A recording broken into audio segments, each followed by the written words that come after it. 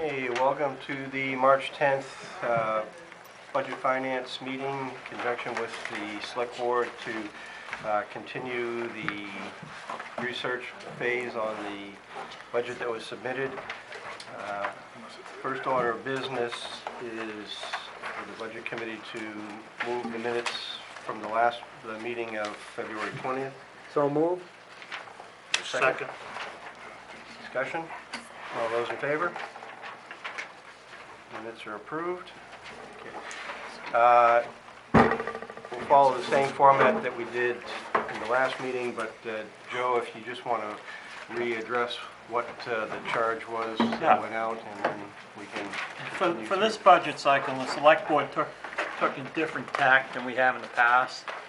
We're actually looking at all areas of potential spending, all areas of potential revenue. We asked the department heads to come up with, things that they think may improve their operation. So the Select Board has not actually gone over this budget line by line. And we think that's important to know ahead of time. This is not our proposed budget. This is a budget developed by the town manager and the department heads. And then after hearing all the issues in front of us together, the Select Board will be getting together again, probably sometime in early April, and working on the budget, and then probably taking a couple of nights to do so, and culling down some areas that maybe are not affordable this time around. So I just want to make it clear that this is not our proposed budget right now. Okay. These are things that we would like to do. Just want to remind people also that because the budget and the warrant articles have not been submitted to the Budget Committee yet from the Select Board, this is a non-voting meeting at this point. So the intention is to try and get any questions that the Select Board and the Budget Committee have to the various areas answered, so that we can then go into our deliberations. So we'll move right into administration. Questions on administration?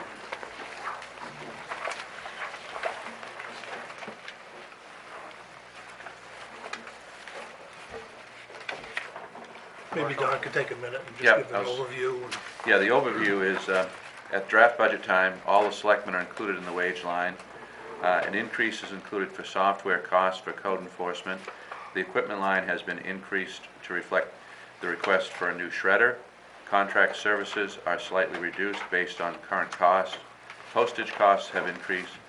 Legal is increased from $22,000 to $40,000 to reflect increased legal review and to include the legal line from assessing.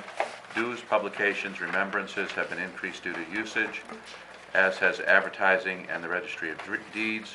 Travel and training has been reduced based on usage. Printing has been increased to reflect a greater number of copies of the town report and the town meeting warrant and budget. The elections account is increased due to extra ballot printing and extra workers during the elections. An overall increase of $34,564 for administration. Questions? Mike? Nancy, you can take me out of selectman's salary.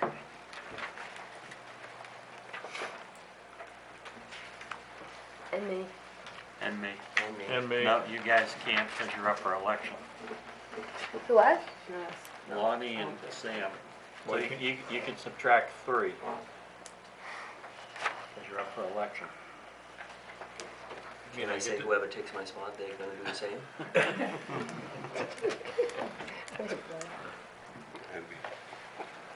Other questions under administration? Marshall?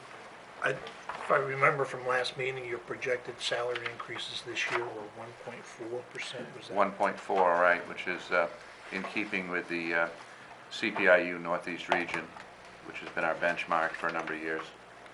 Yeah.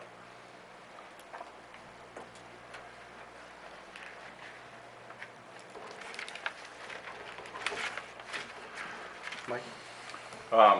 I'd like to point out, this is personal matter from myself. Under professional services, that increase does not include any money for Dawn or myself in terms of the current legal battle we have. So I just wanted to make it clear that we didn't add money to cover our defense.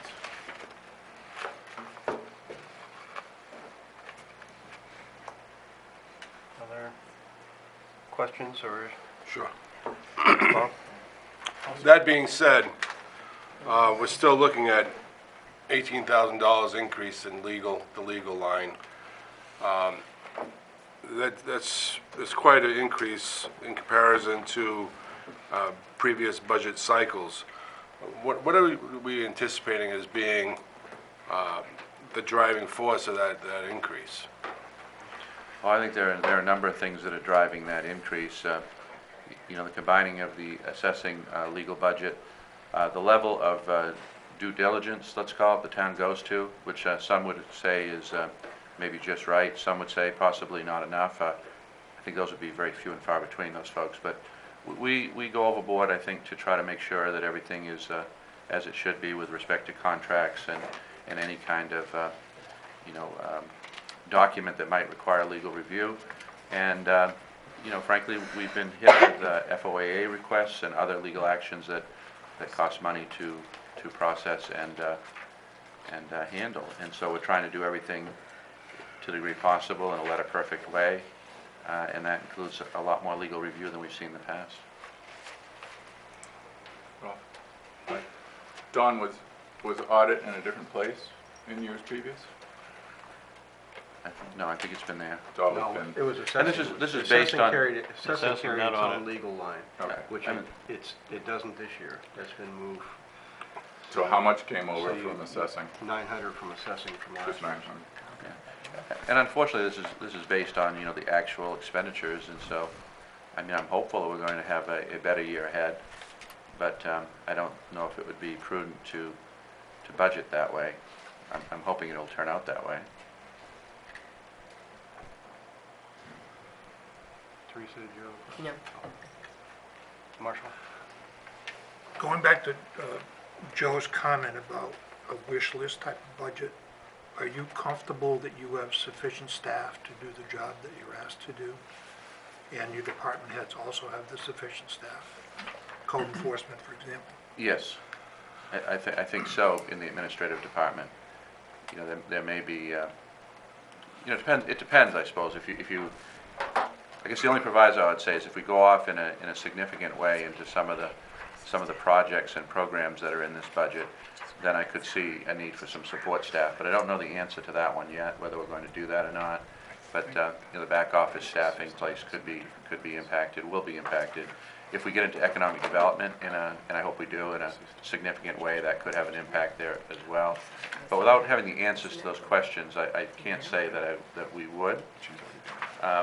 We are. I make this plea every year, this argument, but we are not staffed up very heavily. So I'm hopeful that we'll be able to continue to do what we do with the staff we do have, though. Thanks. Ralph? Oh, Joe? Don, under legal, is the planning board legal under that line also? Sure, all I think so. legal. So it's all legal. So, we have this major issue in front of the planning board.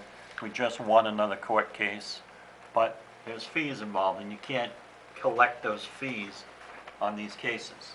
So, I'm not sure that past history is a good number to use when you're going forward, because hopefully some of these court cases are starting to evolve out of the queue.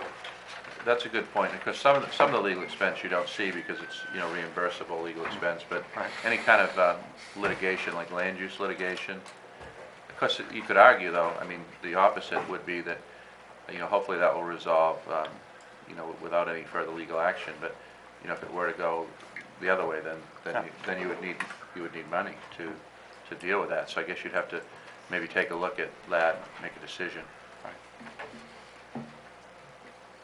Peter? Yes, excuse me, Don, I'd like that, you mentioned economic development. I wonder if you could flesh that out a little bit. Well, for the first time since I've been here, there is an active effort to try to come up with some strategies, come up with some forward momentum with the Raymond Revitalization Committee to try to see if there aren't some things that we can do with our existing staff through seeking grants and aid from the Community Development Block Grant Program.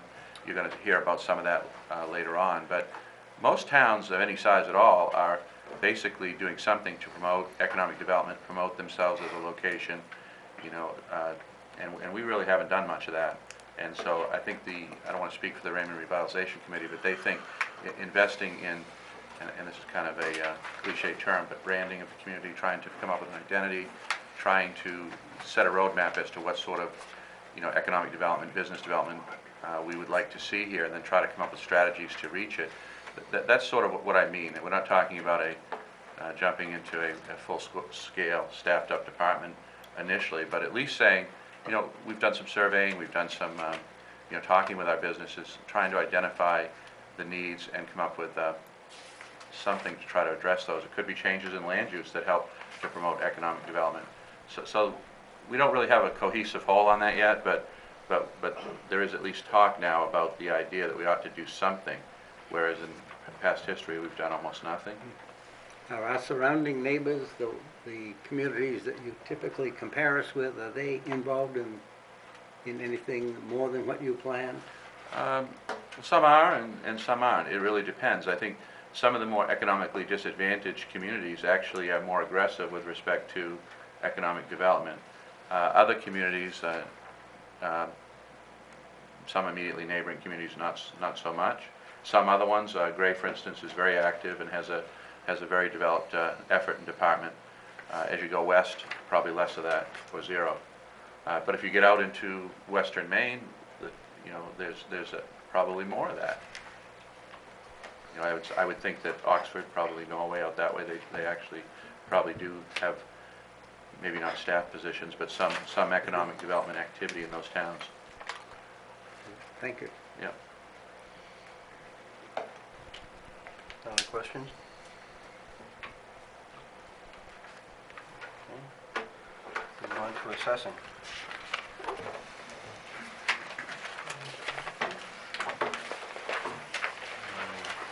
Who's got the overview on that?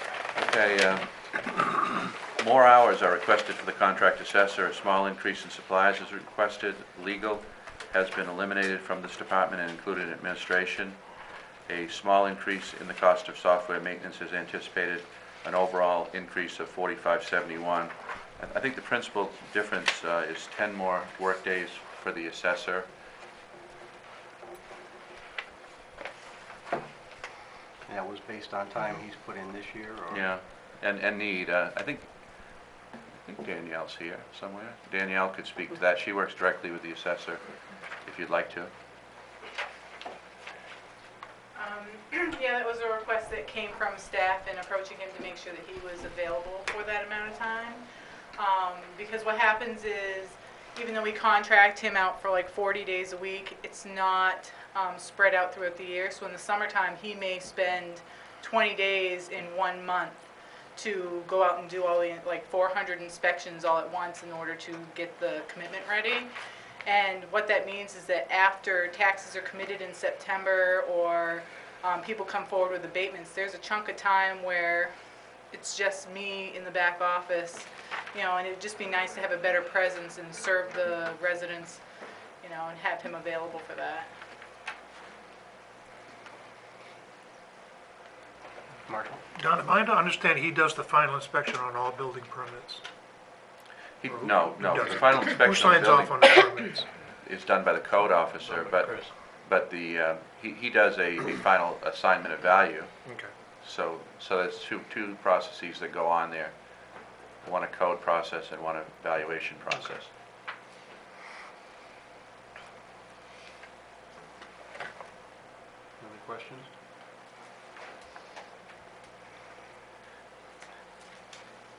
Okay. Moving on to town hall. Okay. A small decrease in the request for supplies based on usage, an increase in the utilities request due to an increase in the cost of electricity, a small increase in contract services due to a slight increase in the cost of alarm monitoring, an overall increase of $1,576.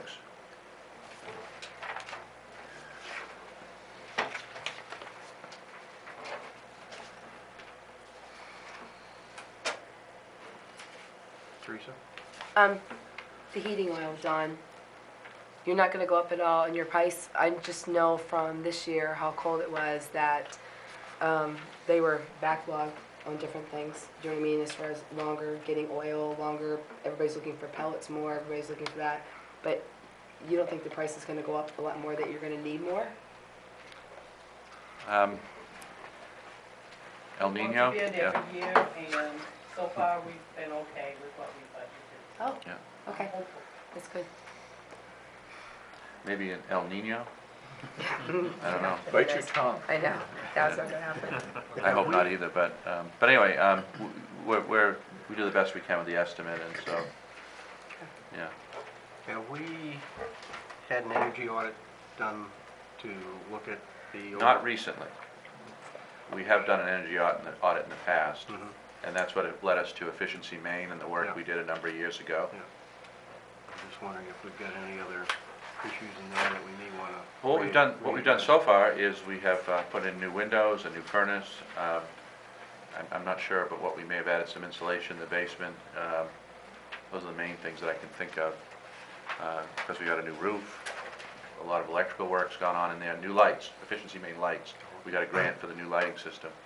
So, and I can't tell you what type of bulb, the T something or other, the smaller ones and more highly energy efficient. At that time, they may have come up with something better since, but that was a number of years ago now. Maybe T18 possibly? Can't remember now, but they're smaller, I know that. T12. T12, there you go. Mike? Yeah, I mean, you can see if you look to the 9-10 budget, when heating oil was at 7,600, now we're at 4,300. Electricity was at 15,000, or utilities were at 15,000, now we're at 9. You can see the efforts of the windows, the furnace, and the other things have really helped us save money. Are those actual Is that what was spent? numbers? Yeah, because last year, if I remember, last year we had Nancy rerun the electric, the power bills to judge, to look at that against the actuals, so. Yeah.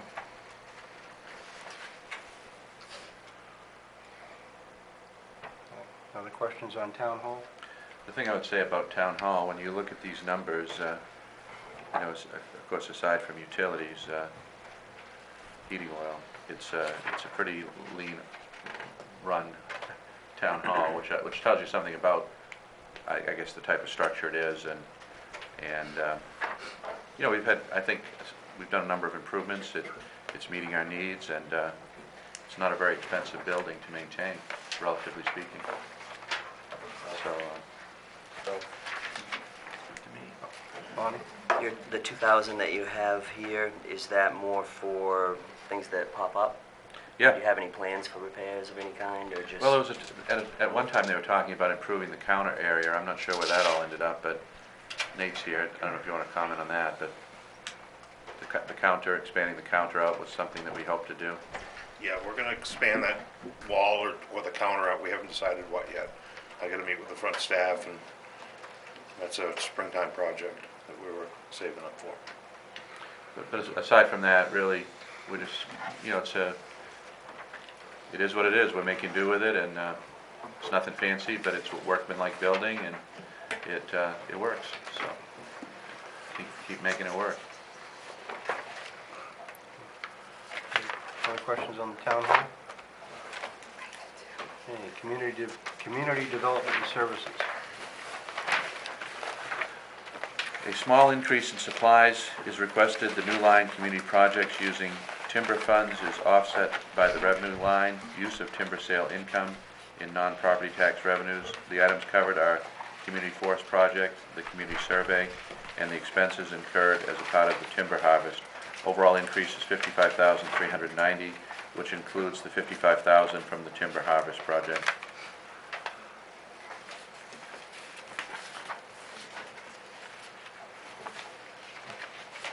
Questions?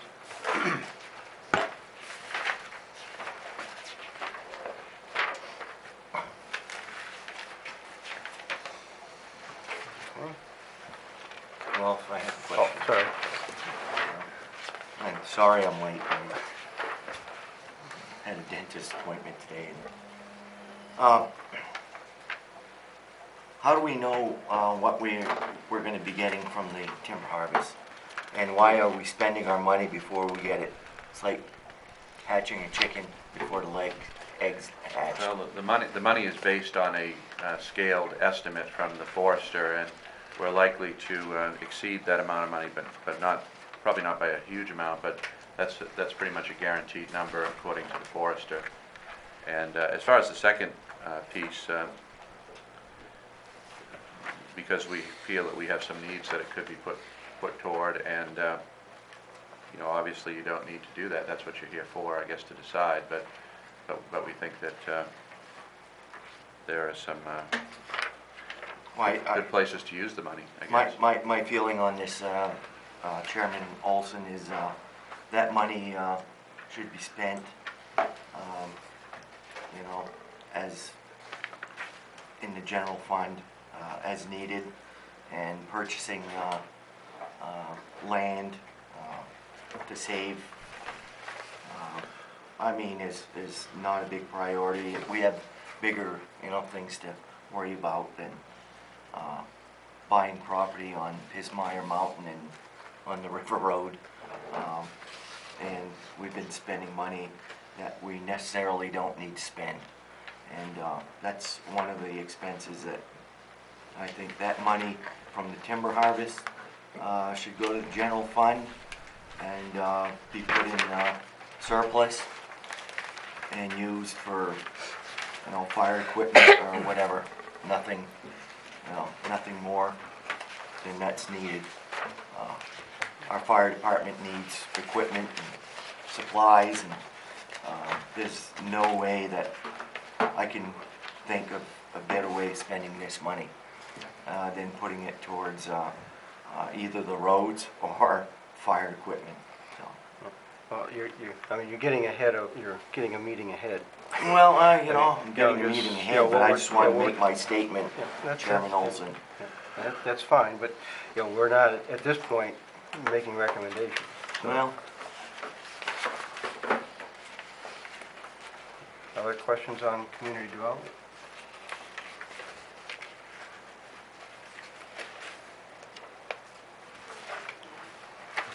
Okay, we'll move on to animal control. The animal control revenue line is a little less than the FY 2013-14. It may vary from one year to another based on the number of dogs registered and the number of fines collected. The Animal Refuge League contract remains the same, an overall increase of $306.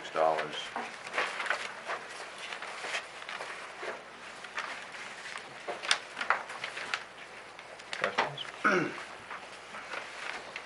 I'm gonna sing the same old song. I'm not sure I understand why revenue is carried as a negative in this. It just drives me crazy when I see a negative asset. Yeah, it drives us crazy too from an accounting standpoint, and so I'll let Nancy give her annual on that. Ron, That's just to verify and show publicly that those funds that are collected from licensing dogs and collecting fines is used only for animal control, because that's all it can be used for state law. thank you. But you're- That's the same one next year. But you're absolutely correct from a budgeting standpoint. You know, it's a net budgeting, and it should be. It's not We don't do good. that anywhere else. We don't do that anywhere else, and it's not what we'd like to do, I guess. Other questions under animal control?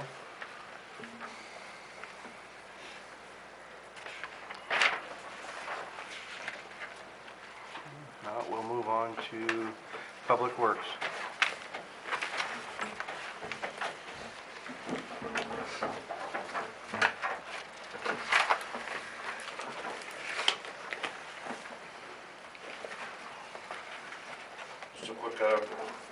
Works is up $24,254. Most of that's in salaries, with a 2.5% increase for the plow contract of $1,400. Earlier this fall, I had a request from the 302 Beautification Committee looking for help on their weekly cleanup on their gardens, their walk and weed program. And was looking at adding 2 people part-time for, well, it'd be seasonal employees for 13 weeks. 20 hours a week, I'd have them down there on 302, assisting the beautification committee, Raymond Beach, the rest area, and Crescent Beach. The other 20 hours, it would be with Public Works, on sign maintenance and tree maintenance and stuff that we're losing ground on right now. Other than that, our budget stayed the same. Any questions? Questions? Yeah. Bob?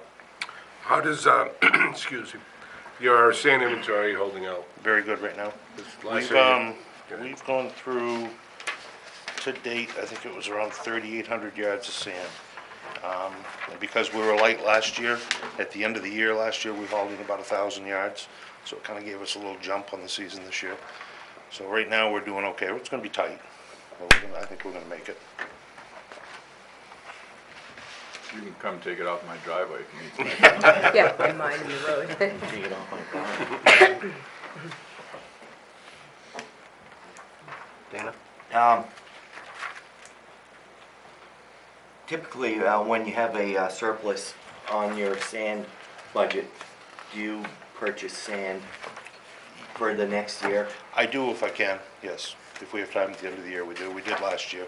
Like I said, we hauled in about 1,000 yards last year. Now, is that something that, I mean, that's completely out of your, I think, your budget, but,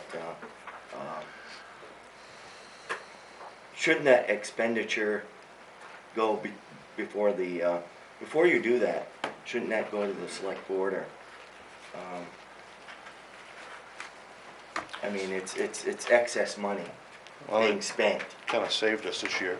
Well, it might have saved us, but I mean, doesn't matter. I mean, if you Last year was. if you got money left over, please let me finish. Yes. If you got money left over,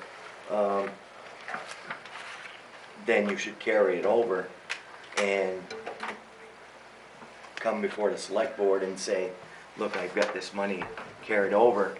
I'd like to purchase sand, because you know you budget a certain amount for sand and salt, and you know, I don't know, there's a lot of money being spent on sand and salt, and it's just.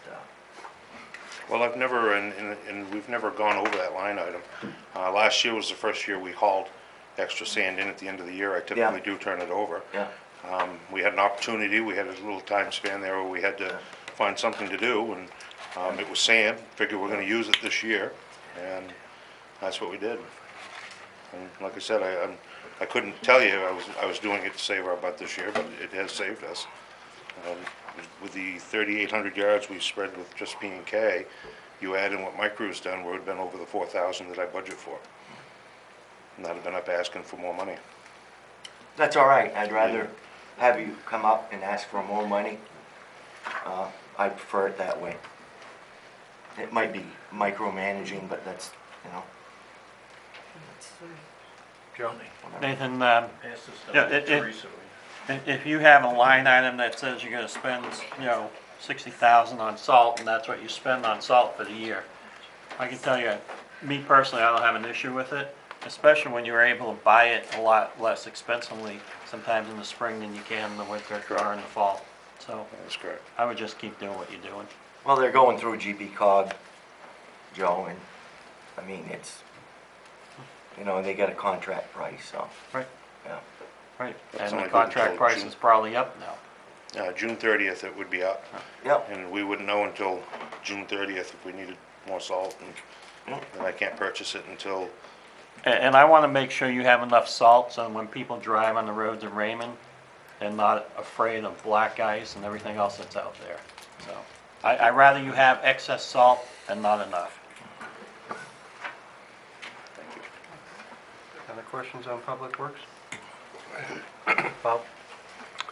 The hours allocated for overtime per person, are those due to plowing? Yes, mostly overtime is plowing hours. And the additional request for the two 40-hour people for 13 weeks. Being 40 hours, are we required to give them insurance or? I don't know, that question was brought up from staff, and I hadn't looked into it yet. No, they're considered seasonal Seasonal. employees, so you don't have to provide benefits. It's how you classify someone. If you classify someone part-time, they can still work up to 40 hours. It's all about classification Seasonal. and seasonal. Mike? I wanted to follow up on Nate's comment about the walk-in weeders. The beautification committee has been trying for the last couple of years through the website, through advertising, through emails to try to find new volunteers, and they've seen their volunteer team shrink from, I think what used to be anywhere from, 10 plus people a week down to, 3 or 4 or 5 people a week now. And with the amount of gardens we have along 302, there's not a lot of time for the beautification side of it, because all they do is weed. I was able to help them a couple of weeks this year, and it was just, you do a garden, you come back 2 weeks later, you're doing the same garden again, because they get behind, they don't have enough volunteers. This is a project that was taken on by volunteers, I don't know when the Route 302 improvement was, 12 years ago. I believe, yeah. And so there's been, unfortunately, a decline in the amount of people that can volunteer. So it's kind of a choice. Do we step up and help and keep these things weeded so when people drive through town, they look good? Or do, I don't know if you folks went down to the beach and saw the milkweed taken over down at the beach last year, and in those gardens, it was, you couldn't keep up with it. So that's the reason for the request, is to keep our corridor looking the way it was intended when we did the 302 project and went through the comprehensive plan and made those choices. So that was why I suggested to the committee that we talk to Nate and see if he needed other staff to do things, which I've been looking for the last few years, to trim back limbs and make sure that our sides of the roads are done, and this seemed like a good marriage for some seasonal help. So We get terribly behind on street signs towards the end of the summer, and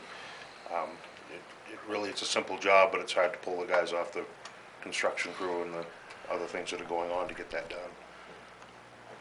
And the other, I'd like to point out that if we do this, we ought to try it for 2 years, because you're not gonna get a full start this spring. We won't be able to hire anybody until after July 1st this year. So I'd like to try to have enough so we can do it 2 years. Give it a shot. Other questions? Is there any way we can get inmates to do some of that weed whacking and brush whacking, whatever? as a matter of fact, yeah, they're scheduled for the big help right before the holidays. Yeah. And this year they were a great help, right before, was it Labor Day, Don, or 4th Labor of Day. July? Labor Day. Unfortunately, the leader broke her ankle and needed surgery, and that work release program was canceled the rest of the summer. They were scheduled for 2 more visits, and unfortunately, we didn't get them. So yes, they come and help with the major holidays. Give us, what was it, 3 days? They give us a week before. So yeah, absolutely. I mean, what's their schedule like this summer? We're gonna ask again, but we They've can. got nothing to do, I mean. Oh no, they're in heavy demand. They're working virtually in every community that around here and a lot of nonprofits. They have a very limited amount of time that you can get them, and so. Well, you got the state prison in Cumberland County as well, so. Well, we understand that, but there are only so many work crews, and there are a lot of nonprofits and a lot of municipalities seeking their services. But I think we've done pretty well with the program. I mean, we've had Tassel Top pretty much every year that I can remember. over 15 years. This was relatively, this request was a new one, and they honored it. So I thought that was very good, even though it was in the season. And so Have you asked? We do Yes, everything we well, I can. was gonna- We do everything we can to get inmate labor, but we don't control that. We have to request from the state, we have to request our schedule a year in advance. Cumberland County wants to see a year in advance. We get Cumberland County in for a week a year to do trash pickup on Picker Road. And that's about the best we've been able to do. They're pretty high demand. But you put the request in each year. Correct, so. yes. You're competing with a lot of nonprofits, a lot of municipalities. Everybody wants to get free labor, of course. The state's changed their program, and I'm not so sure that's going to keep going. Their leaders changed, and they wouldn't give me a definite this year on Tasseltop. We're still waiting to hear back on that. Bob? I'm looking at the fuel line.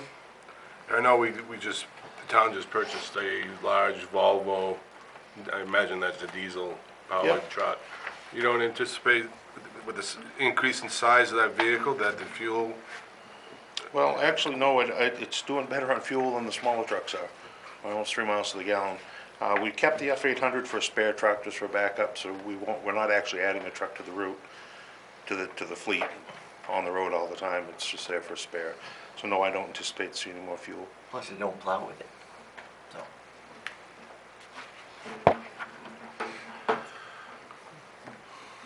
Other questions on Public Works?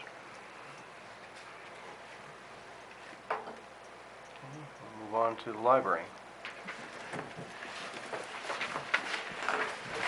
Thank you, Nate.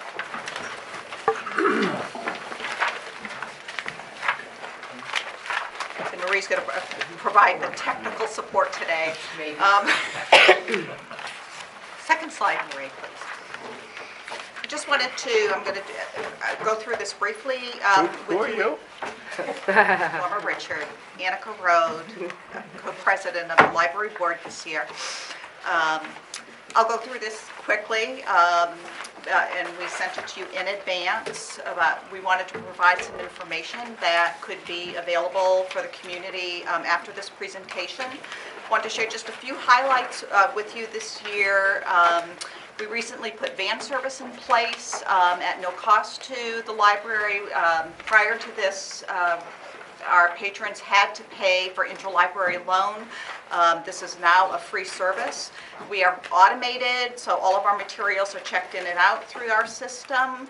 We've put new air conditioning heat units, heat pumps in the library for cooling and heating. The air quality was a big concern for us over the past several years and for our patrons. Would like to thank Charlie Bradbury. He put those in at a substantial savings for us. We received a $5,000 grant from a Raymond resident, so that we'll be putting new carpeting in the library. And Fred Miller of Miller Flooring also has given us substantial savings on replacing that flooring. The Raymond Garden Tour was very successful this past year with 11 private gardens open for the garden tour, and we'll be planning that in 2015. And Elisa tells us that there's a lot of competition amongst Raymond Gardens now to be showcased at the next time. Our programs continue to see increased attendance, and we couldn't do this without the support of the many, many volunteers who help assisting patrons through the circulation desk, volunteering, and also helping us with our fundraising. Okay, Maureen. Over the last, I wanted to show you what our income, expenses, and town requests have been over the last 3 years. 2011, 2012, the town request was $30,900, which was 44% of our expenses. Following year was $35,000, which was 45% of our expenses. Last year, the town was very generous, awarding us $37,500, which was 48% of our expenses. This year, we have a request of $40,000, which would be 46% of our expenses. Wanted to share this, this data with you. This is the latest data from FY 2012 that is available from the Maine State Library. And I wanted to just pick some of the statistics for area towns, just to show you that I think that we try to bring you a big bang for Raymond bucks. If we look at Raymond FY 2012, per capita local government revenue was $6.93.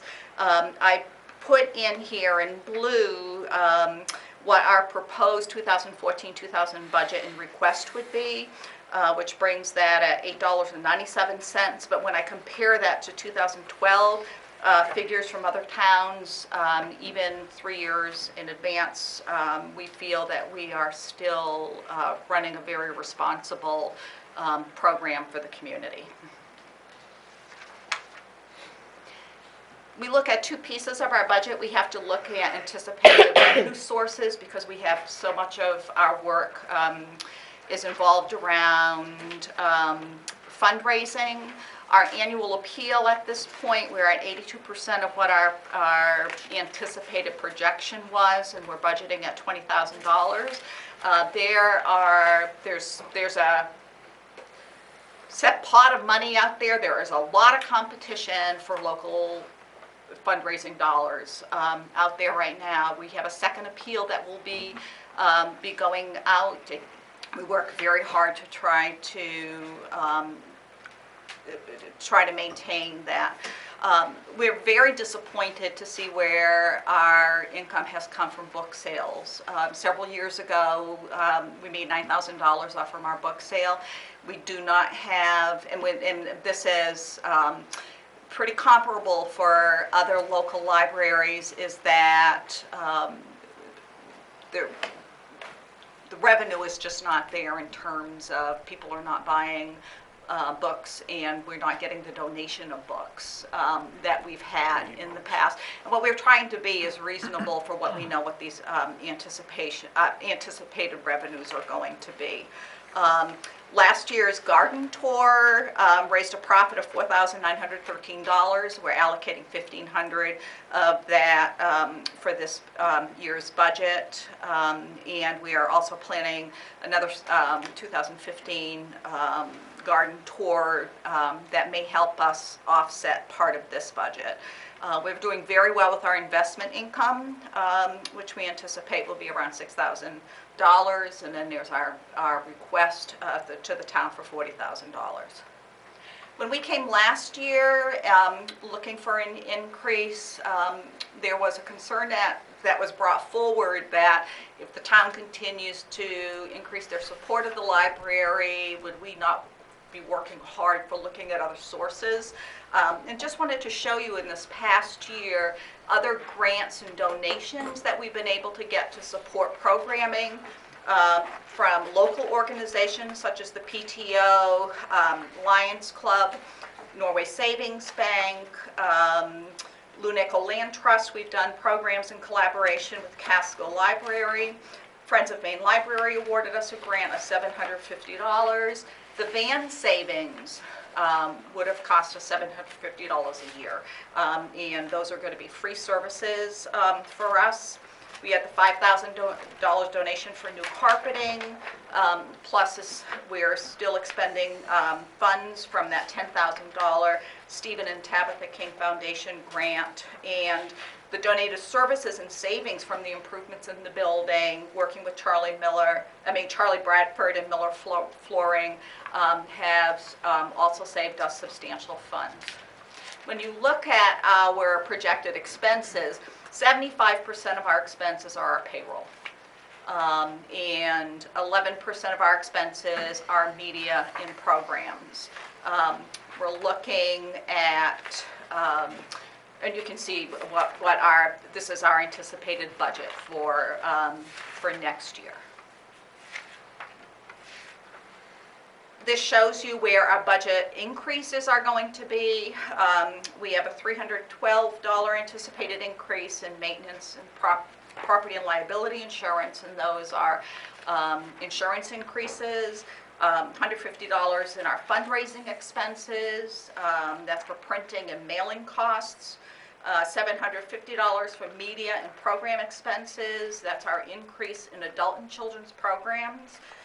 $210 in total operations, and those are general library supplies. We have very specific supplies such as book covers and DVD packaging, you know, that's very specific that we need to replace. $85 is staff development. We want our staff to have access to ongoing training. And our largest increase is $7,477, which is for payroll, and that's increase in our support staff hours.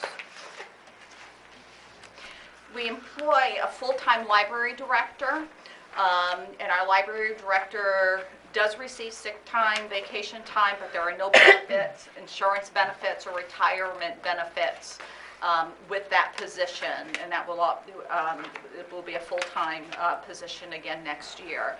Our library assistant currently works 20 hours weekly with no benefits. We're looking at increasing those hours to 25 hours weekly.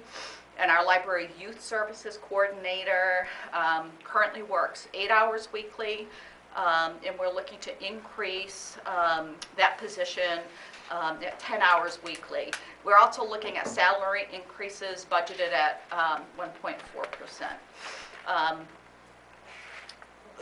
Just one more brief thing in terms of looking at those increases is with the library youth services coordinator, it's really based on the popularity of our programs and expanding programs.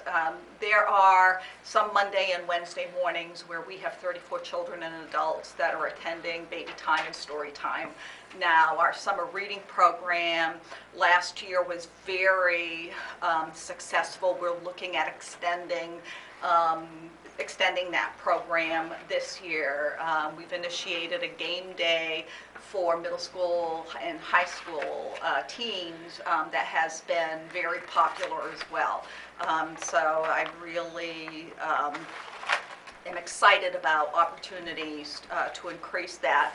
And with our library assistant, with the automated system, there's more specific targeted work that needs to be done in terms of registering new patrons, issuing new cards, generating reports, maintaining that automated system, processing materials, and being able to really provide the level of customer service that our patrons in the community expects from the Raymond Village Library.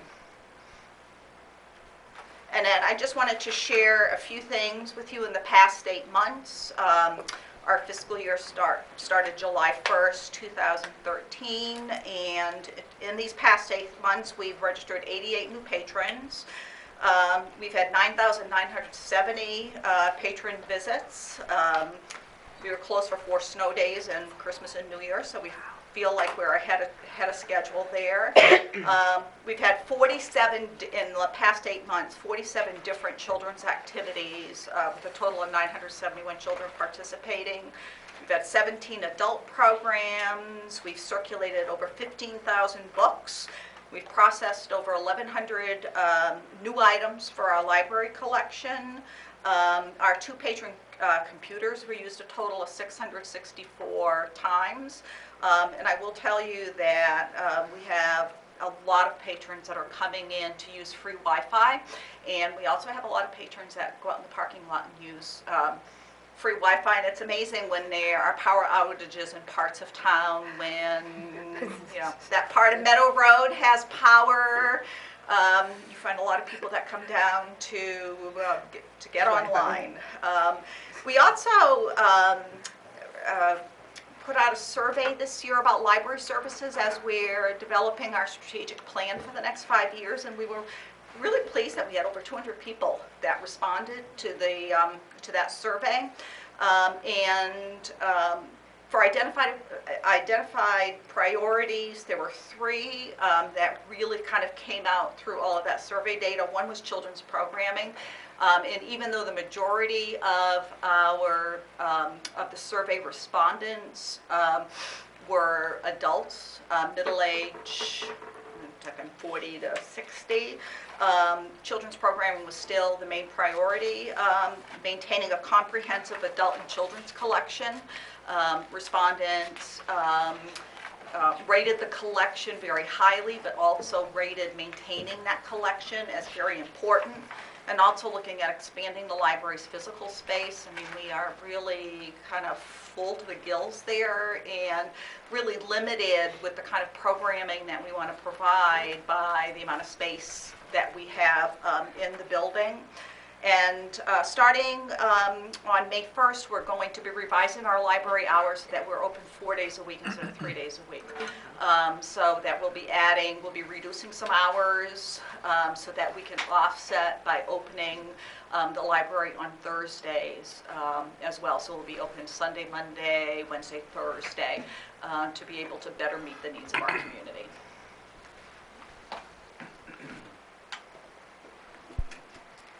Oh, just one question, going back to the librarian and staff.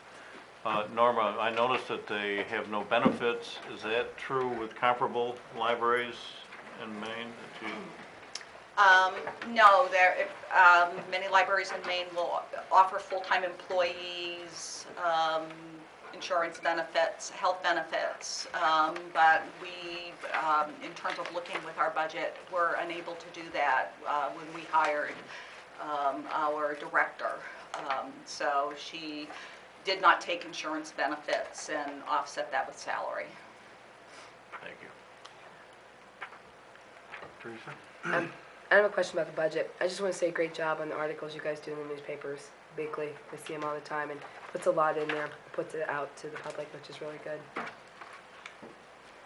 Ralph, Dana? did the past library director have insurance? Yes, she did have insurance. Now, why didn't that? I mean, because it's making us sound like, you know, Her we're cheap, insurance. we're cheap. you No, know, her and- insurance was $9,000 Yeah. a year, and she took a lower salary in order to have insurance. The salary we're paying currently is just slightly less than what So Barbara was getting when she It left. was a personal choice. Right. Thank you. Norma? The garden, I guess I'm just a little confused on the garden tour where you know, on the one slide you're saying that, you know, you had, it brought in over $4,000, but you're only projecting it at $1,500. No, we're allocating $1,500 of those proceeds for this budget year. Okay, so you're not doing a tour this year? No, Or- no. Oh, okay. We'll so do it you every do- other year. So you're taking that, you essentially put it into a reserve and you're taking Right. it out of reserve? Right. Marie Conley, Chickadee Lane Treasurer. We used just over $2,200 of the garden tour money this year. Because the garden tour is until the end of June, our fiscal year starts July 1st, and we basically don't have the money till the following fiscal year. So when we do the tour a year from June, it won't go into the budget of 2015 to 16. Okay. And then there's some additional money that's left over we're going to use to build a new circulation desk. Because with the addition of the computers, they cannot use the desks that are there really easily. They're antiques. I guess the other question I would have is, you know, I mean, it looked a little bit in some of those, some uptick in usage and whatnot, but how is that compared to where we were 2 or 3 years ago? Are we seeing a steady increase in use, or where are we? We're actually saying an increase in terms of circulation, an increase in e-books because our patrons are able to get those from Maine Infinite Library. We pay for that subscription, but we've had more than double the increase in that, and significant increase in terms of programming. I mean, that's really where we're seeing significant increase. Marshall? How many hours are you open a week now? 27? And the cost of the van, where were they shifted to? This is a new service that we have for the van service, and so. So who's paying for, somebody has to be paying fuel and maintenance? No. When we talk about van service, Marshall, what we're able to do is if our patrons want a book that we don't have, Comes it through used the to be mail. that we used to have to do interlibrary loan and charge a fee for that. Well, now what happens is we get totes that get delivered to us, and then we process those totes and get them out to people, so that there's actually like a van service that So you're drives talking around to about van libraries. service from the library to me as a patron? May I explain this? Yes, I'm curious I'd be to, happy maybe to the do word that. van is throwing me off. What's happening around the state, and it's happened for many years for larger libraries, is if a I'm sorry, patron who are comes in, I'm Sally Holt. Thank you. And I don't live here, but I do enjoy Raymond very much. Sally's our library. I'm the library director. I'm really excited about the van service. It's opened up some opportunities to patrons. What they have had to do in the past is, if we did not have a book in the library, what I would often do, and Barb before me, we'd run to Casco, Paris, because I live in the Norway area, and we would go pick up the book. There were other times, it depended, I won't go into too many details, but often we would have to send for the book. And it cost $3 postage, and the patron would have to pay that. Last year, the legislature decided to give the Maine State Library, voted to give the Maine State Library $25,000. That enabled libraries who just don't have the funds to get this free van service, and I'll explain that in a second, to get free van service, except Raymond did not make the cut because we weren't doing enough interlibrary loaning. It's very time intensive. So what happened was I decided I would write a grant this year to the Maine Community Foundation. But before I did that, I called the Maine State Library and talked to the person who is in charge of the van service. What that means is, if someone comes into the library, we don't have books. Say, for example, we have most of the Stephen King books, but there's one we don't have. What'll happen is Connie, the library assistant, will get online and she'll order the book from the Portland Public Library, and within the next week, that will be delivered to us by a van that is paid for through the Maine State Library. Now, when I called up there, I said to, I think it's Jamie Ritter, who manages the whole van service, and this goes all over the state, this van service. I said, Jamie, we do not have the van service in Raymond, and this would be very important to have. And he said, well, gee, Sally, there are different libraries that got that money to get the free van service, which is $750. However, some of them didn't want it. So how would you like to have it? And I said, great. So we are already having people come in requesting this free van service. So basically, if you came in and you said, I need a book, we don't have it, we can get online, order it, and within the next week, or maybe the week after, within 2 weeks, that book comes on the van at no cost to the Raymond taxpayers. Think about the homeschoolers, think about teachers, think about people that are reading a series and we don't happen to have the whole series. I mean, this really enlarges our whole library. Our library is at the point, we have one more year and we're not going to have room for one more book. I have weeded the collection down to the bare bones. So we're getting into the bare bones of what we should have for a basic collection for our patrons.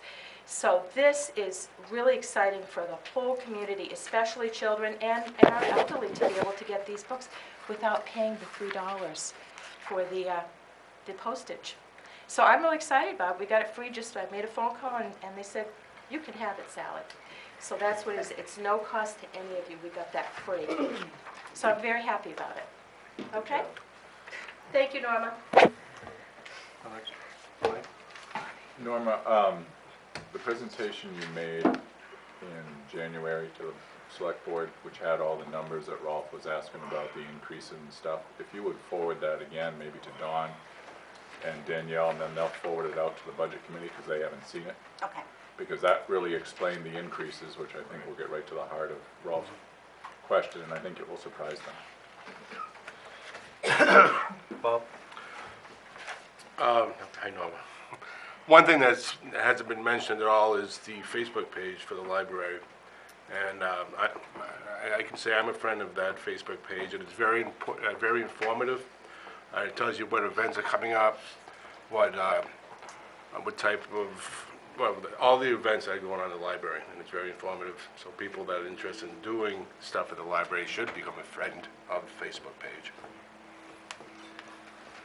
Other questions? One more. This library takes no federal money, is that correct? Okay. Are you comfortable with people in the parking lot using the internet? Do I'm you not. I'm not. I'm not either. I'm not, because you can have all kinds of, I don't even want to use the word. Well, you know, So- I think that, That's a problem. I'm not sure what you're open to, but you're open to something. Excuse me, we're on the town server, so we have whatever firewalls you people have. Yeah, but you can get internet right outside here, Yeah. and I see people here that shouldn't be here. Well, that's- Well, that's, Yeah, I'm bringing it up, ma'am. people. Well, you can't stop. Maybe it's an issue for another department, but Secure, they both are. Can you guarantee that, Dominic? You're sure of that? Can you give me that in writing? Yeah, I doubt that. Public Wi-Fi has become a very common thing. Yeah, it's oh, I understand that. It's wrong. And it's a big, especially if it's public. Well, be assured that there is no risk that way. The question is whether you want to offer that service. I mean, it's no different than going to Starbucks and sitting there on their network. It's the same public access. It's a private company though, Joe, when you're going to Starbucks. But you're talking about security of the wireless. It's no different. It's Say, the when, same when thing. we're open, we have people that certainly come in and access that, but I will say that there are times when we are not open, that people do access it. That shouldn't and happen. Doesn't impact my budget. Well, I realize that, man, but Well, that shouldn't happen. There's a lot of perverts out there, and It's a policy decision set by the board of directors at the library. how about the Board of Selectmen We stepping don't- up and We don't making a control the policy? library, Library's Dana. not a town board. It's not a town facility. But I guess the other issue too is who's gonna enforce this, because we don't have a police department in this town, so even if the library's closed. We don't need a police department to do this, Teresa. Okay, we're getting beyond asking the question of what's in the budget into a policy question that the library board would need to look at. So Sorry I brought that up, Mr. Chairman. I'm not saying you're sorry to bring it up, I'm just saying that it's been brought up, it's been addressed to them, they'll have to look at that and deal with it from there. It's a policy that every town that offers that service should look at. And you can check with the Maine State Police Sex Crime Division, and they'll back every word I'm just saying. Thank you. last question that I have is on the library maintenance, that line item staying in, the 500? I don't think we finalized that MOU yet. Okay. No, we have got a more final draft that's under review by the library trustees right now, but we haven't finalized that at all. Thank you. Other questions on the library? Provider agencies, it seems there was no submittals or anything. and, Well, I'm sure there were submittals, but there was Nothing was presented, so. nothing presented, correct. So that's in keeping with the policy that we've had for a number of years. And there was a time when we weren't a standalone, because I think Gorham may have been the first town to do that. But there have been more towns that have gone that direction. Okay, then we'll move on to the CIP. Okay. Should we take like a minute, take a short break? Wait for the room to clear. We'll just, yeah, let them. All right. Sorry, thank you. The audience is all leaving. Aw, we're so fast, Joe. Thank you. Bye.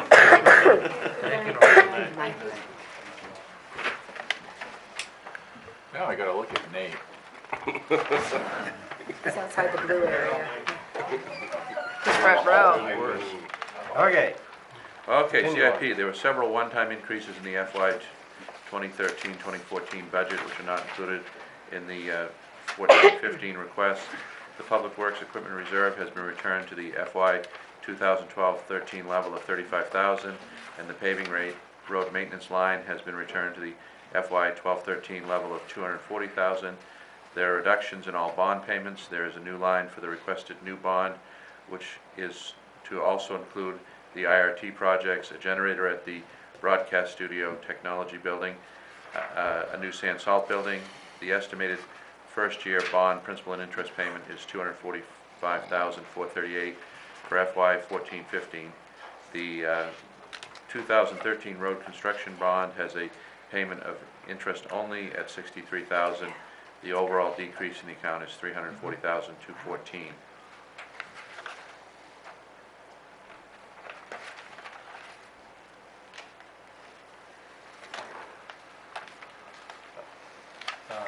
Questions? Joe? Nathan, on the paving and the road maintenance, I thought last year we had arrived at a number that continued going not only with the bond, but also in this line item that keeps you above water for a while. How come there's no increase in this and we've gone back? I don't think we finalized that increase, what we were gonna do, because we're not gonna spend that money, the maintenance money, until after the bond is done paying for, which essentially, where we're done spending the bond money. And essentially, that'll get us up to a little over $500,000 to jump into the maintenance money. And I don't believe we finalized that number. Yeah, I'm a little concerned that we went back and flatlined this thing to 2 years ago. I'm concerned with it too, because the cost is going up. Right, They're already right. warning us about the increase for this year is gonna Right, be for tar catastrophic. and correct. all that. That was 85 getting done by the state this year. They're doing a 5/8 shim, well, 5/8 inch maintenance, which is, in my opinion, garbage, Right, but it's right, better than nothing. But it's better than those potholes Correct. we have now. How about Egypt Road? Egypt Road is in that plan too, same plan. Same thing? Yeah. Just a shim? No structural rebuilding, just a 5/8 Okay, paint, we call it thick paint. all right. How about equipment? We went out and bought that new truck this year. Where are we on? Equipment, we're pretty good. We unfortunately replaced the 550 early. That was due up this year in July. Right. That had a catastrophic Yep. breakdown, so that's been replaced. The International, which is our other frontline truck, is gonna be the next one up. The pickup trucks, we've kind of pushed off to the back. We've been replacing them with used and surplus equipment. So right now, we're not in bad shape. The sweeper, we're hoping to get another 8 to 10 years out of that, and we do that used. That's a $10,000 to $20,000 item for us instead of 100 for new, or 140 for new now, from what I understand. So, let's go back to that road maintenance. You think you have enough in the bond money to do what you need to do and keep the road maintenance at this level for now? For now, just for 2 years. I wouldn't go past that. And you think you're gonna use all that bond money within the next 2 years? I believe so, yes. It's gotta be used Yeah, within three. Three. Right. We've got a 3-year, Right. correct, but I think it'll be gone in 2. The first year is gonna be mostly overlays, Raymond, Cape, North Raymond Road, I think Mountain Road's on that. Valley Road's a reconstruction. We're hoping to do, Main Street was a reconstruction this year. Hoping to do the biggest chunk the first year, and the second year will be the final run. Okay. It may go into 3 years depending on construction. I'm trying to think if I said the right roads too. Nathan, you really think you're okay with your own, the director's pickup truck? If I replace that, it would be with a used truck. Right. I've got $20,000 a year for the next 2 years going to the 550, which leaves me with 10 plus the balance I have there. I'd like to think that I can replace that pewter truck for around 25 or 30. Well, that's what we did last time, was bought a used truck, but I just Correct. want to point out to folks, it is an '06 with 100,000 miles on it. 120 something on that. 120,000. Scott's has got 130, I think, on it in that range, the red truck. The yellow one's up to around 160. So, what is this 35,000 you have for equipment reserve? That's the 35,000. Out of that, 20's the payment on the 550. Okay. And we bank the rest until we get to a point. That's what we've bought our surplus trucks with. We bought the grader with it and the sweeper. Unfortunately, without carrying a balance in that, you're gonna miss out on the $10,000 sweeper that we purchased and the grader. By the time you get the money, that equipment will be gone. So, you know, if this was a wish list budget, why didn't we increase those lines, knowing that some of this equipment is gonna come due? I wasn't comfortable with it. We bought a used truck last year. Took a little bit to get to that point. We've got a plow contract coming up in 2 more years. I don't know where that's gonna go. We lost, I asked for a 5-year, they went for a 3-year. I'm not sure where they're gonna be at. They wanted to give us back 85 on that last contract. That may be something coming up. There was too much that was gonna change in the next 2 years to say I need to bump it up to 50,000 to replace this truck when I really should be replacing that truck, and I don't know when that's coming at this point. I mean, you know, we had that 550. 12 I years. wanna watch what my mouth says. You know, it died on the road. Yep. Okay, and so we had to replace it, and it had to come out of contingency and out of your reserve fund here. You know. That would have originally come out of that account, even if we'd waited until July 1st. Okay. That was the plan. It just came a few months earlier. Okay. Yeah. Yeah, Marshall? There's an item in here, it's 600,000 for new sand salt building. That is correct. It's between 5 to 600,000. What else do we put in there besides sand and salt? And that's it, in that building. The reason I asked the question is because in years past, I had a customer that lost a lot of equipment because he kept it outside in the winter, specifically the sweeper and the grader. Is there a way we can get that under cover? The plan was, we've got a pole barn coming up through a project that's on the next on the agenda. And the old sand salt building, I'd like to divide that in half. The front half would be salt, the back half would be dry storage. So we would essentially be doubling our storage between the pole barn and that. Because then you would save maintenance, I would assume. Correct, by getting yeah. that under- That is, We tried to dig the sweeper up today and it's frozen in Yeah, a foot of ice. we talk a lot about comparable towns. I'll tell you, one area where we're not comparable at all to anybody is the undercover storage of our equipment, or lack thereof. Yeah, most of the stuff's sitting outside. Okay. That said, however, you know, Nathan does an extraordinary good job of keeping it up. I mean, if you look at our trucks, many people think they're a lot newer than they are because of the care that's taken to keep them clean and maintained. I just think there's money to be saved by putting I do too. undercover if you can, Absolutely. if We you can agree. do it reasonably.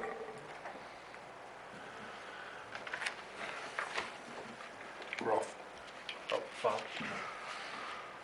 I look at the CIP proposed budget, and I kind of laugh at the wish list type of, you know, what every department head really wanted and whether or not it's being portrayed here. And I think we're putting the cart before the horse in terms of taking away all CIP, fire department, equipment facilities funds, and putting it in a lumped bond, which some people could consider fluff. And whereas if that bond is not passed, then there's no funds going into the CIP for that department. Yeah, you could, that question's been raised. I mean, this is for the purposes of discussion only. You could certainly separate the questions out by item, and then, you know, you could bond them, whatever. If you decided, let's say, that you were going to do these projects, which you haven't decided yet, but if you did decide that, you could have separate questions. You know, I'm agreeing with you from a political standpoint and, you know, a support standpoint. I've talked with Bruce about this. You know, the fire equipment is going to have greater public support than a lot of these other items. And, you know, you could argue a higher level of priority need for sure for some of the equipment in the bond versus other equipment, some of the projects versus other projects. But we kind of did it for the simplicity of trying to explain it or to package it somehow so that you could see what it would be from an impact standpoint. But I would suggest that you might want to have separate questions, that's all. I agree with that. Yeah, I think one thing, Bob, is we don't want to be like the Maine legislature and put all the stuff in one bond and then you vote it up or down. And if you have road stuff in there, it gets passed, and if you don't, it doesn't. Yeah, maybe I think we want to separate it so people make a decision. And I'm not sold on all the stuff here. You know, I'm far from being sold on a lot of the stuff. But it's I was there. afraid to get for lost di- in the muddled in. Right, it's there for discussion purposes and, you know, we'll see where it goes.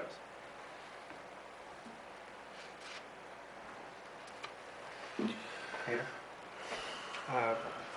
The IRT project, which just suddenly seemed to, That's coming up in a minute, or we can jump to it if it's logical now, I guess. well, it was an item Where do you- listed where on do you- this. it gets muddled there because you. Yeah, I don't- Picked up under the, If you you picked plan it to- up under the CIP. Yeah, I don't think it's, I mean, we're ready to go with that if you want to go into that right now, that makes sense. Well, I didn't want to miss it. Right, you won't miss But it. it is listed here. Yeah. Yeah, Yes, I mean, I've got, But, that's the next agenda item. Okay. Danielle is prepared to make an overview. She's worked on the application very diligently. You know, I'm ready to go on that myself, so we can tell you all about it. Yeah, I Would you mean- like to do that? Well, let's see if there's questions on other things in the CIP first, then we can roll Okay. into that.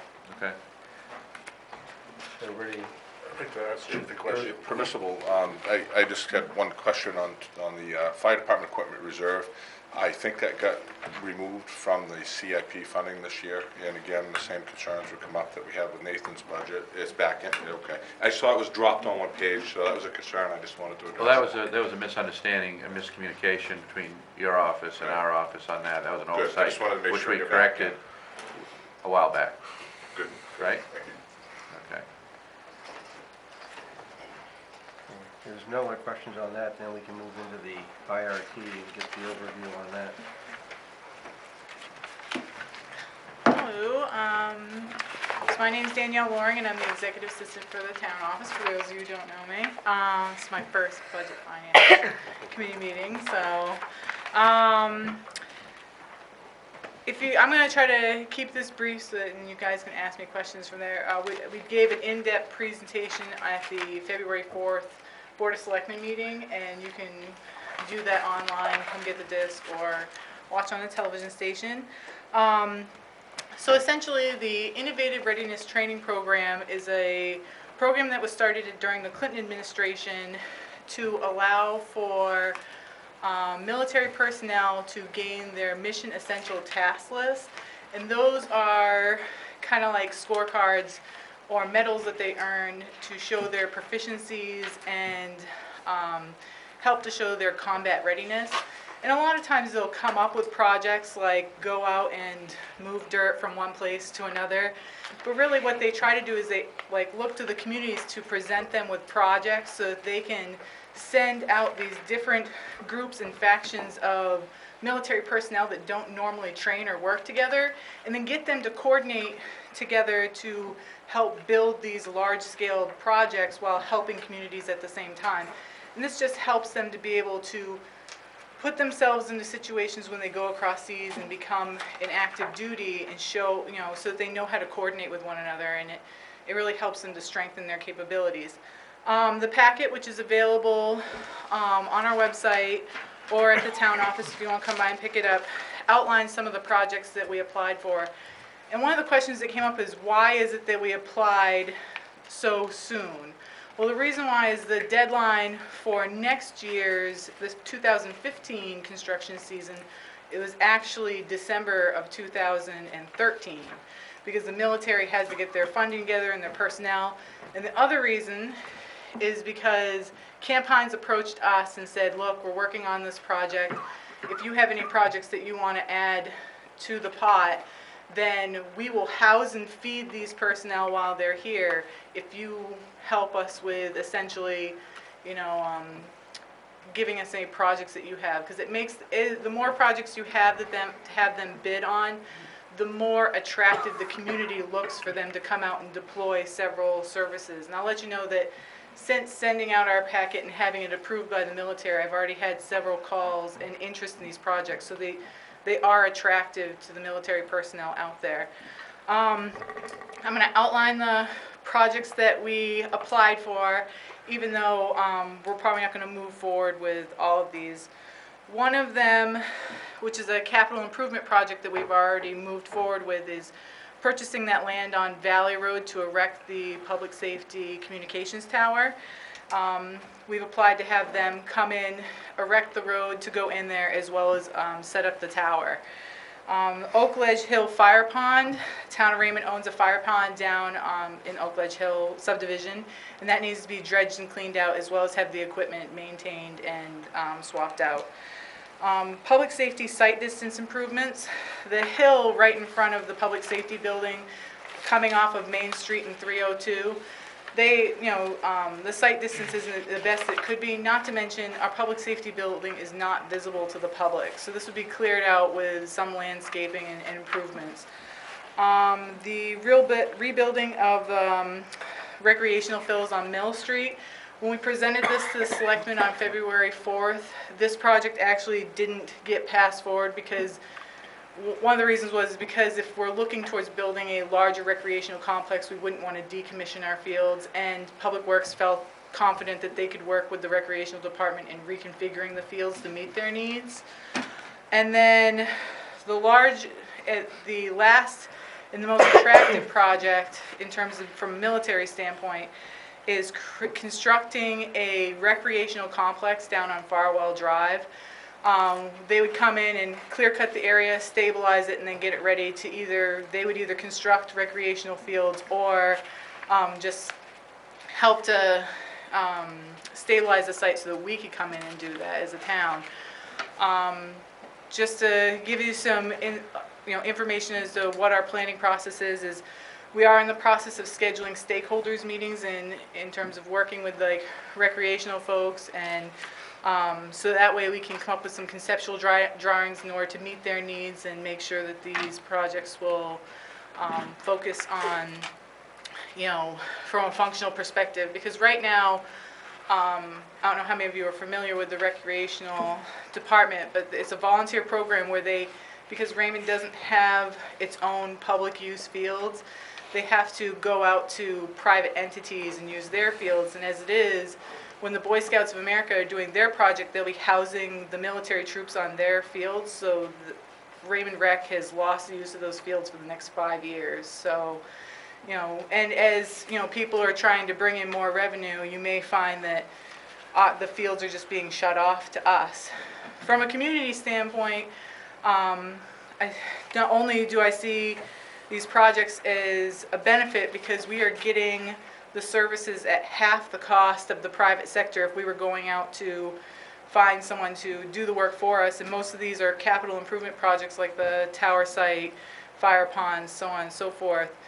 And then to tie in the recreational complex, it helps to make Raymond a more desirable location to have families come move here, improve the tax base, have businesses see the support of the local community within its area, and just really, add a needed, facility to Raymond's site. So I hope so.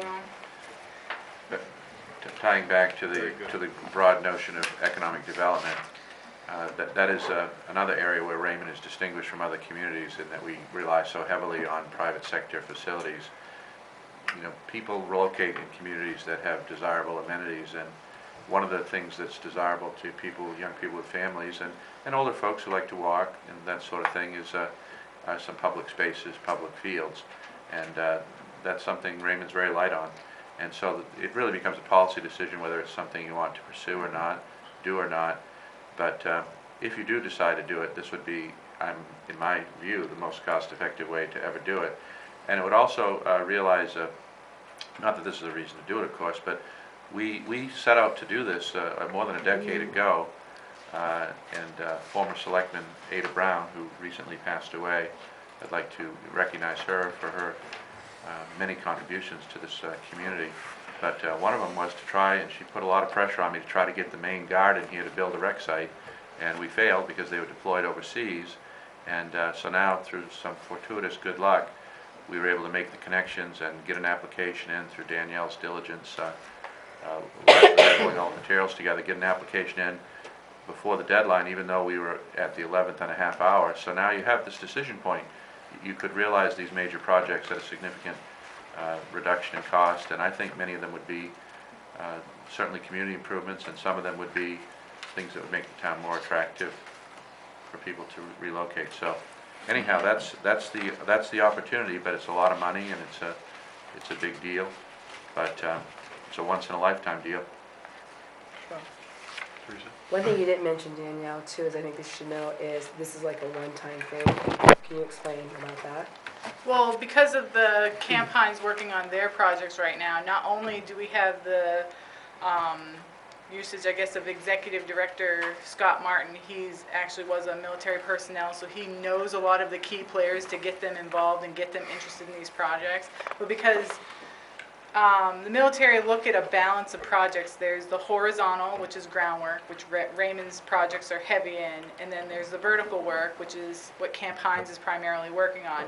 In order to have cohesion and actually a lot of interest to get these troops out here, you have to have kind of both those components. So if they come in and Raymond's not ready and on the ball and ready to go for this, they'll come in, they'll go get done with Camp Hines, and then we may not have that level of coordination or support. And then if Camp Hines does finish up and wrap up, then Raymond would have to take on the cost of housing and feeding the troops as well. So that would be an additional cost added on to these projections. So, you know, as I said, the timing is right, and, you know, we don't have a lot of time to move forward, so.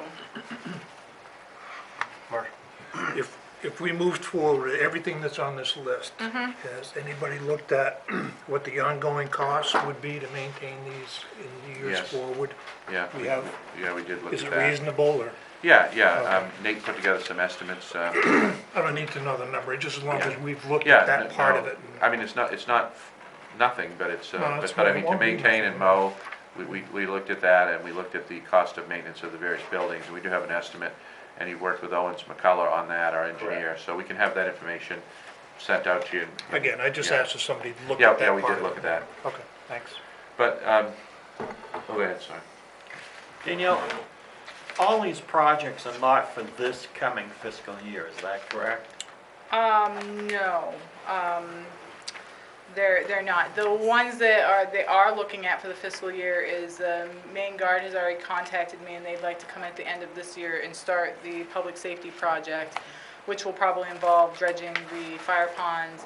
And then the next project I've gotten interest in is the pole barns, which would be the beginning of 2015. So those would fall in, but what you find is the permitting costs and getting everything lined up because we have to be shovel ready when they come in. So the estimates to get us ready were about $117,000 to get us there. And then the idea, rather than using money from fund balance, was to just wrap it into a bond to spend over the next 3 years. When they deploy, and if you've been up to Camp Hines, you'll see they have some of their container boxes there already. They're like tractor-trailer trucks without the wheels, but when they finally deploy, it's going to be as if the Marines land here for sure, and the, you know, the Army, Navy, and the various branches, the Air Force, they're going to be troops from all over the United States, and they're going to be coming in with large pieces of heavy equipment. They're probably going to be renting pretty much all of the available equipment that's available locally. This is a big deal. This is a huge deal, and They're it's a bringing one-time, out- and it's a one-time deal. The convoy of equipment brought into Maine, and Yeah, they're and we bringing were out logging really crew in from Alaska. Alaska and Montana and Colorado. We've been coordinating with people from all over the United States, and it's going to last for the time it lasts, and then it's over, and then they're off somewhere else. They were in Tennessee a few years ago. We got a call the other day from I'm trying to think now. I have a call in from From, North Nebraska. Carolina, Virginia, Nebraska, Tennessee. Yeah, but this was from Nebraska, a police department in Nebraska, who's trying to do what we've done with the Boy Scouts, and so they were asking how we had done that, and so they're applying for an IRT in Nebraska, so that they move all around the United States. In other words. I get all that. I just want to know, first of all, we don't know if there's town interest. We don't know if we're approved for these projects. We have a reasonable certainty that we're going to get approval. For We don't all know of if we them? have. What do you mean, for the projects in the Yeah. application? Oh, they were all put through. Captain Trueblood contacted me, and they were all put out to be bid on. And as I said, I've already received responses for the Public Safety Department, the pole barn, and then, it's, you know, they just went out. So this is like very early to be receiving responses, and Captain Trueblood was very And how long do receptive. they have to respond? I think within the next 6 months. But the only thing the only proviso you have to remember though is that nothing when you come to the federal government is guaranteed. I mean, it's funding dependent and program dependent, all these different things. But I think we have a reasonable expectation to see all these things done, if we want to. Bob? If you were able to read the Portland Press Herald today, they had a pretty good article about the IRT's involvement with the Boy Scouts and the projects that they're doing there. It is a rare opportunity, you know, for us as a town. And, you know, I would encourage our participation in their readiness training. Mike, I'd like to move on to a question as to the Farwell Drive recreational facility. Is that town land, or are these $750,000 part of purchase price of that? No, it's town-owned land. It's the old dump. Okay. I haven't been around that long, so. And we purchased that 83-acre parcel that was slated to become a residential subdivision. We purchased it because there was the potential, we don't have any evidence to suggest it, hard evidence, but we didn't think that it was reasonable. We saw many communities who had allowed such development to go forward next to former municipal dump facilities, and the results of that downstream were catastrophic. So we decided the best thing to do would be to purchase it and keep it out of development. So a lot of towns have, you know, put rec facilities on old solid waste sites, and so that was the idea from the beginning. And we had ramped up the main guard, and had it all set to go, the clearing and the leveling of it, but then the main guard got deployed overseas, and that was the end of it. Peter? Yes, as you know, I prefer low taxes to high taxes, and my Oh, quick... Peter, I really like high taxes. Well, you may get them. Then you'll with like this Raymond. Then you'll like Raymond before or Yeah. after these projects. I like it before. Looking at that $2.1 million bond, it looks to me, and I yield to those who more up on this, members of the staff, etc., that it looks like a 25-cent increase in the tax rate over a 10-year period, each year over a 10-year period. And that's a substantial increase. You've tried your very best for 6, 7, 8 years now to prevent that from happening, and this seems to come right in with one big bang. Well, I think you have to go back to what I said early on, Peter. This isn't the final budget. We haven't gone line by line and culled it.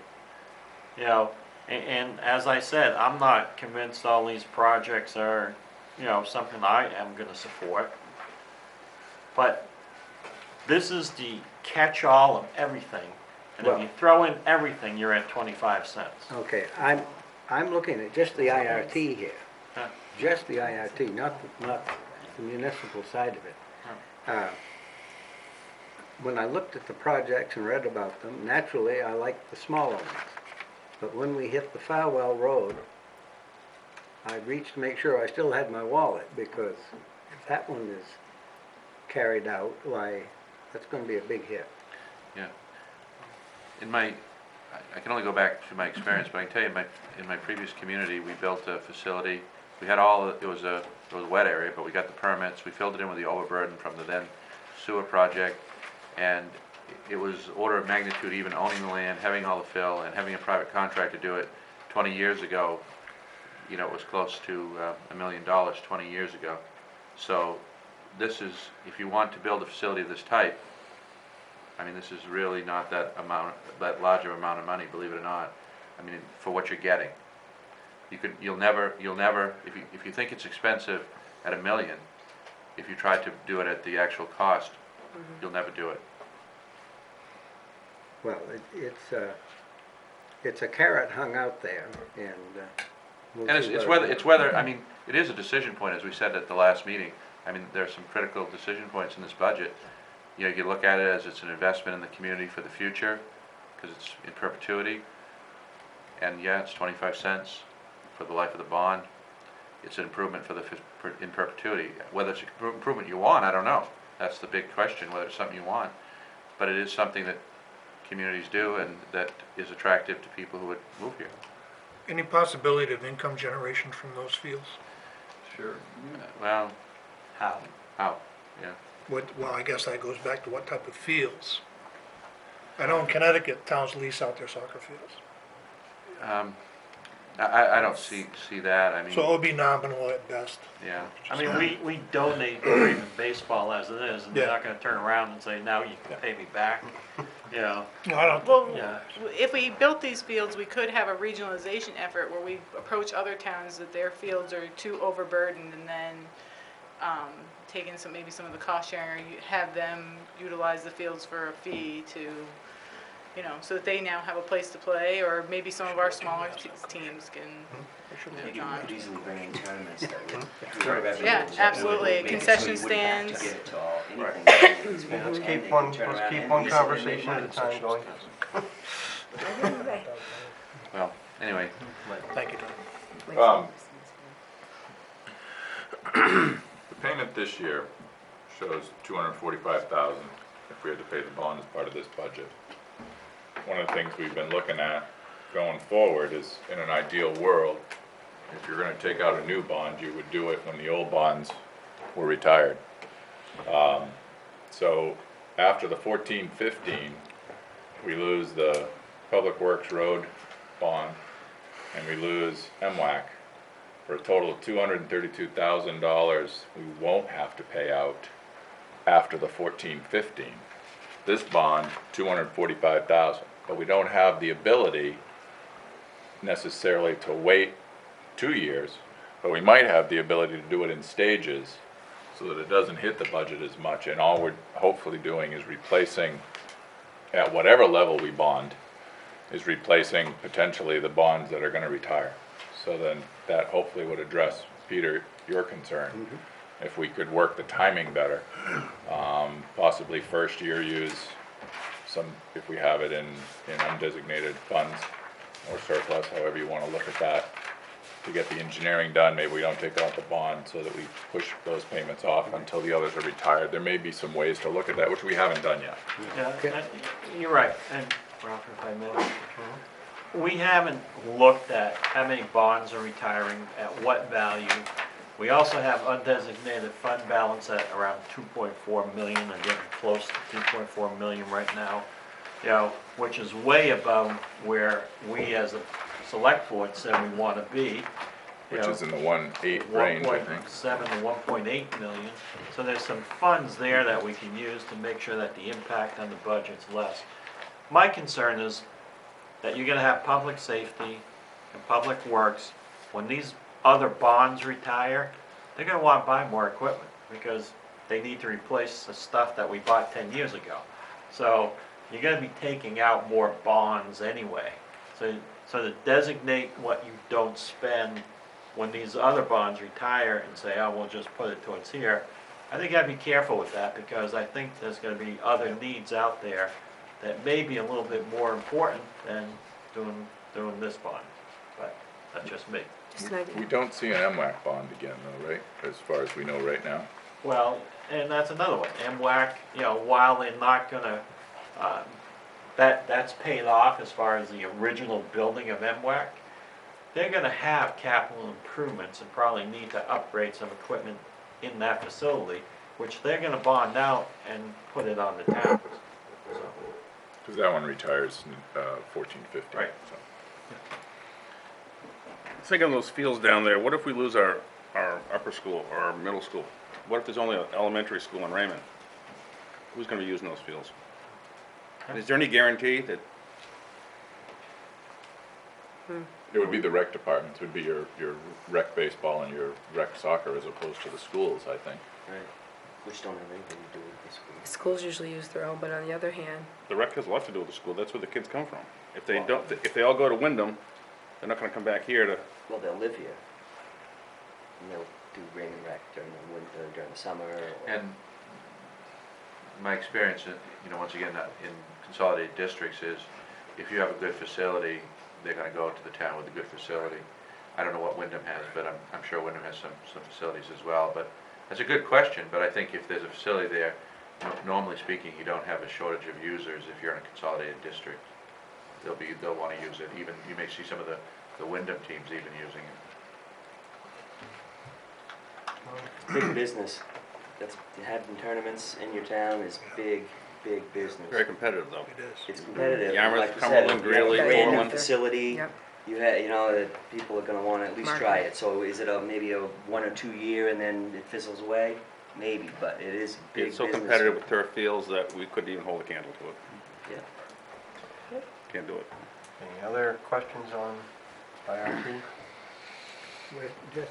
Just to follow through on what Mike suggested might be a good idea. At some point, if we could get a spreadsheet put together that shows how all the bonds, et cetera, It should be flow. in your packet, isn't it? We have that. Well, I see the Yeah, single we're bond. gonna be doing more with that, for sure. Right, I want more We'll than get that. it. Yeah, well, I'll get Right.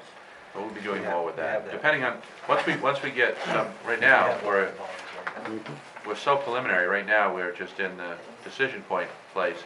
Once the selectmen set a direction, or as the selectmen set a direction, we can get what you're seeking, absolutely. No, that's not what he's asking for. What he's asking for, Nancy can pull right off the thing. He's asking for what our total bond How our they total phase out. outstanding bonds and where they are. Oh, I thought he wanted to where see they the would- integration where- of No, the he's looking, current. he wants to see where they are when they retire. Okay. So- I disagree with my chairman. Okay. I want that, plus just how so it it might- affects everything else. Right, and that's- All the rest of, that's what Don, I think, was alluding to. Right, what I'm saying is, once we have a direction, assuming we have a direction, and we know what it is we want to pursue, then we can integrate the existing schedule with the new one. Is that what you want? Right, Okay. arriving at what the tax rate Yes, could be. yes, I get it. I got it. Other questions on that? Now, we have just the TIF to touch on. Okay, the TIF, there's a proposed increase of $2,314 in the TIF amount to be appropriated. There are reductions in bond payments and a request of an increase of $5,000 in GIS services due to increased work requests. The actual amount of TIF funds available will be known at the time of tax commitment. This figure is mill rate dependent as well as property value dependent, so the actual amount available will not be known until the mill rate's determined. The TIF figure will be calculated by the contract assessor, Kurt LaBelle, to accurately reflect the current mill rate and property values. So that's coming. Well, can he give us,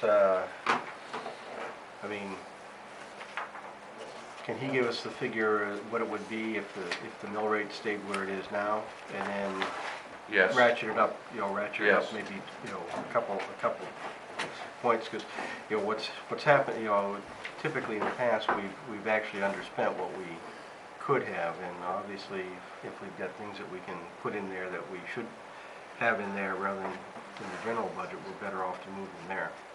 Right. So we can have him do that, yes. We'll do that and send it out. Yep. But, any questions on the TIF?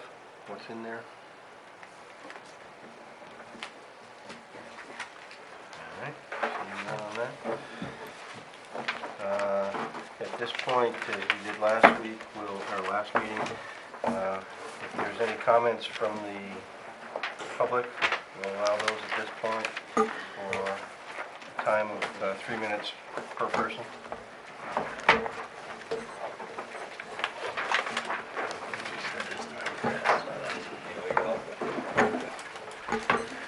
Good evening, Charles Levitt, 14 Levitt Road, Raymond, Maine. Just a few considerations regarding these items on the budget. One is I would like to ask and have clarified what is the auditor's requirement for the undesignated fund balance. This committee should be also looking at the fact that we passed a $2 million road bond last year and we pushed the principal debt into the next fiscal year, not this one that you're looking at, but the fiscal year. So actually, what we've done is, we're paying the interest in this fiscal year. We promised the people in Raymond we were going to start being responsible and paying our bond debt off, and it appears as though we have not done that. So I think it's pure folly to be looking at more debt, and that should be looked at. When we talk about comparable towns regarding economic development and community development, it's almost, again, laughable is the term I use to compare us to Gray, Norway, and Oxford that harbor casinos, hospitals, and turnpikes. So you can look at the data any way you want, but I don't believe that those are comparable towns when you're looking at economic development issues. I'd like to ask about more personnel for public works. And this question can be answered later, but we're going to take care of signs and beautification of the beds and some tree trimming. However, it looks as though we're still going to be paying $17, $18 an hour to standard crews to be flaggers on our projects. So, again, something you should look at. The beautification committee, just to say that it needs help for gardens, I was one of the proponents of the 302 beautification project and those funds. The fact that this is now represented as a failure for what was supposed to be a public-private partnership, it appears as though the partnership is dissolved, and it should be a red flag regarding any future economic development spending. And I would like to have a full discussion on that regarding the CHIPCO project, because we're still paying off that bond and we have $18,000 of back taxes. And then again, I would like to say there's this drumbeat that seems to happen quite often, saying, trying to make us feel like an ugly duckling community. Raymond is an attractive place, very attractive place to live, and I don't think families are going to have a hard time moving here with or without ball fields, or with or without probably more of a dampening to have higher taxes in people's consideration in moving here, and we will have other concerns regarding public safety and the schools that this community is going to have to face in the future. So I will cede my 20 seconds to the next speaker. Thank you. Anyone else? Okay, next action item then is the select board is going to get together on the 8th for... Well, actually, talking to Chairman Gifford tonight. Okay. We're going to have a workshop on April 7th, the night before, and just do budget. It was my concern that we don't have enough time to deal with the budget in just a selectmen's meeting. So we're going to workshop it on the 7th, hopefully wrap it up by the 8th. If not, maybe need another day after that, possibly. Okay. And we're going to start that meeting at 6 o'clock, hopefully. Daniel's lasagna? Daniel's lasagna? We may end up having to move the April 14th meeting, because I've heard we may have some conflicts with some people. So as soon as I get that all verified, then I'll let people know, and we'll look and see what the rescheduled date would be for that. But keeping in mind that the 23rd is when things go to the printer, so. I mean, we encourage the Budget Finance Committee to attend that April 7th workshop meeting. And we won't have public comment because it is a workshop, and have a discussion. Here? Yeah. 6 o'clock here. Absent any other items, the meeting is adjourned. Thank you. Thank you.